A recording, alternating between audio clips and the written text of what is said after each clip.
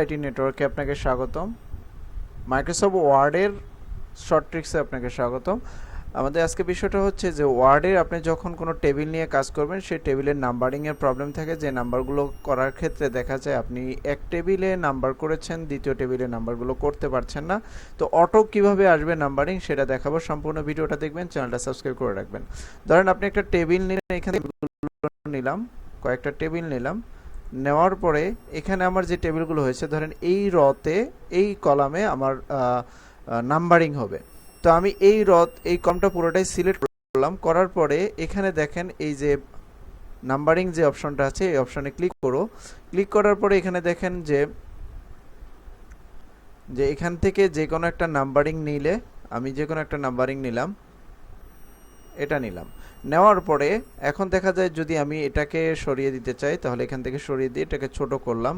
আর এই যে দেখেন এটাকে এই পাশে নেওয়া, এটা আমি সিলেক্ট করলাম, সিলেক্ট করে এই পাশে নেওয়ার অলরেডি মাঝখানে আছে, মানে এটা সাইডে লেফট কর্নারে আছে, তারপরেও কিন্তু এটা মিডল পয়েন্ট আছে। তো সেই ক্ষেত্রে আপনি এটা যদি সরাতে চান তাহলে এখান থেকেও সরাতে পারবেন। ধরেন এই যে নাম্বারিংগুলো আছে, সেই নাম্বারিংয়ের এখানে দেখবেন একটা অপশন আছে, সেই অপশনে যদি আপনি ক্লিক করে এখান থেকে সরিয়ে নিতে চান, এটা কিন্তু এখান থেকে চলে গেল, বুঝতে পারবেন না। তো সেই ক্ষেত্রে পরবর্তীতে যখন আপনি এটা সিলেক্ট করে এখান থেকে এটা লেফট সাইডে নিতে চান, তাহলে অবশ্যই আপনাকে এখানে দেখেন অলরেডি একটা আছে মার্ক করা, সেটাতে সিলেক্ট করে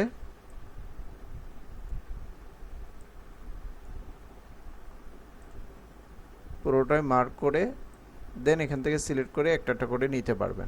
এটা এখান থেকে করে নিতে পারবেন। দেন আপনি নাম্বারিংটা করার পরে এখন বিষয়টা হচ্ছে যে আপনি পরবর্তী আরেকটা টেবিল নিলে সেই টেবিলের নাম্বারটা অটো আসবে কিভাবে। এখন আপনি যদি এখান থেকে রাইট ক্লিক করে যদি ইনসার্ট দিয়ে বিলো মানে নিচে, তো নিচে দিলে এই যে নাম্বারিং বার অটোমেটিক চলে আসবে। আপনি আরেকটা সেটাও যদি দেন, তো অটোমেটিকভাবে নিচে নাম্বারিং টেবিল নিলে 10 নম্বর টেবিলে চলে আসবে। এখান থেকে আপনি এটাকে সরিয়ে নিতে পারবেন এক লাইন করে, আর নাম্বারিংগুলো আপনার নিজে সিরিয়ালে করে নিতে পারবেন। তো আজকে ভিডিওটা এই পর্যন্তই। আশা করি ওয়ার্ডের শর্ট ট্রিক্সগুলো চোখ রাখবেন আমার চ্যানেলে এবং চ্যানেলটা সাবস্ক্রাইব করে রাখবেন। ভালো থাকবেন, সুস্থ থাকবেন। আসসালামু আলাইকুম।